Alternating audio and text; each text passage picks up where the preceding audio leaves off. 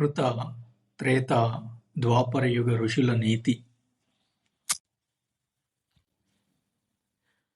కలియుగం అంటే అధర్మయుగం, నీతిబాహ్యమైన యుగం, రాజు శాసనాలకు విధేయులుగా ఉండవలసిన అవసరం లేని యుగం అని వైదిక బ్రాహ్మణులు ఘోషిస్తున్నారు. అయితే ముందు యుగాల కంటే కలియుగం ఎందుకు ఇంత ఎక్కువగా అవినీతి పాలయ్యింది? ప్రస్తుత కలియుగానికి ముందు యుగాలలో ఋషుల నైతిక పరిస్థితి ఎలా ఉండేది? ప్రాచీన ఋషుల అలవాట్లు ఏంటి?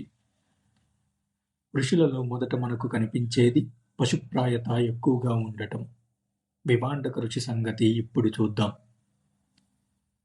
విభాండకుడు ఆడలేడితో సంభోగించాడు అని, ఆ ఫలితంగా ఆడలేడి ఒక కొడుకుని కన్నదని, అతనే వృష్యశృంగుడని మహాభారతం అరణ్యపర్వం 100వ అధ్యాయంలో ఉన్నది.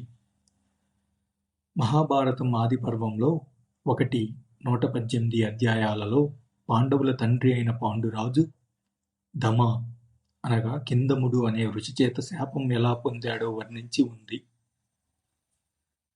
వ్యాసుడు ఏం చెప్పాడు అంటే, ఒకసారి దమ ఋషి అడవిలో ఒక లేడితో సంభోగిస్తున్నాడు.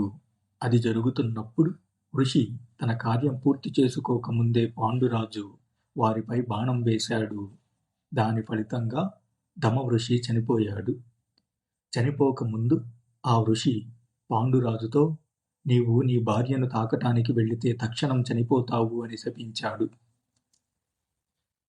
ఈ ఋషుల పశుప్రాయత్వాన్ని కప్పిపుచ్చటానికి ఋషి తన భార్య లేడి రూపాలు ధరించి పరిహాసాలాడుకుంటున్నారు అనే కల్పన చేశాడు వ్యాసుడు. ప్రాచీన భారతీయ మత వాజ్మయాన్ని శ్రద్ధగా ఎవరైనా పరిశీలిస్తే పశువులతో ఋషుల సంభోగాలు దొరకటం అంత కష్టమేమీ కాదు. ఋషులకు సంబంధించిన మరొక హేయమైన ఆచారం ఏమిటంటే, స్త్రీలతో బహిరంగంగా ప్రజలంతా చూస్తూ ఉండగా సంభోగించటం. మహాభారతం ఆదిపర్వం 63వ అధ్యాయంలో పరాశర మహర్షి ఒక బేస్తపిల్ల మత్స్యగంధితో ఎలా లైంగిక సంపర్కం పెట్టుకున్నాడో వివరంగా ఉంది. వ్యాసుడు ఏం చెప్పాడు అంటే, బహిరంగంగా అందరూ చూస్తూ ఉండగా పరాశర మహర్షి ఆమెతో సంభోగించాడు అని చెప్పాడు. మహాభారతం ఆది పర్వంలో 104వ అధ్యాయంలో అలాంటిదే మరో సంఘటన ఉంది. దీర్ఘతమస్ అనే ఋషి ఒక స్త్రీతో అందరూ చూస్తూ ఉండగా సంభోగించాడు అని అందులో ఉంది. మహాభారతంలో ఇలాంటి సంగతులు ఎన్నెన్నో ఉన్నాయి.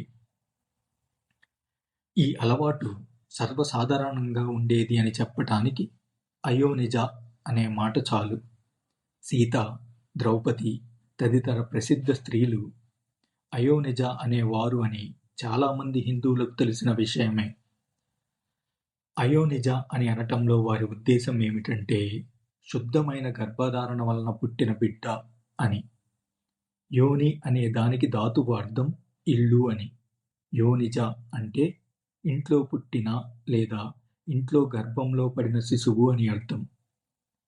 ఇదే ప్రకారం అయోనిజకు శబ్దలక్షణ సంబంధమైన అర్థం తీసుకుంటే, బహిరంగంగా అందరూ చూస్తూ ఉండగా సంభోగం జరుగుతూ ఉండే ఆచారం వ్యాప్తిలో ఉన్నదనటానికి అది నిదర్శనం అవుతుంది. రోత పుట్టించే ఋషుల అవినీతి ప్రవర్తన మరొకటి చాందోగ్య ఉపనిషత్తులో ఉంది. ఈ ఉపనిషత్తు ప్రకారం ఋషులు ఒక నియమం పెట్టుకున్నారు.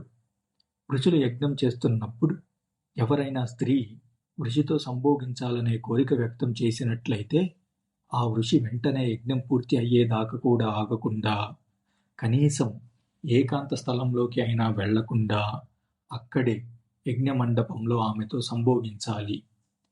ఇలాంటి జుగుప్సాకరమైన నియమానికి వామదేవ వ్రతం అని ఒక సాంకేతిక నామం కూడా పెట్టారు. దానినే తిరిగి వామ మార్గంగా ఆచరించటం మొదలుపెట్టారు. మేలి సంతానంను పొందాలనే వాంఛ ప్రాచీన ఆర్యులలో ప్రగాఢంగా ఉన్నట్లు కనిపిస్తుంది. ప్రాచీన ఆర్యులు ఋషులను మేలిమి సంతానాన్ని పుట్టించే పశువులుగా భావించేవారు.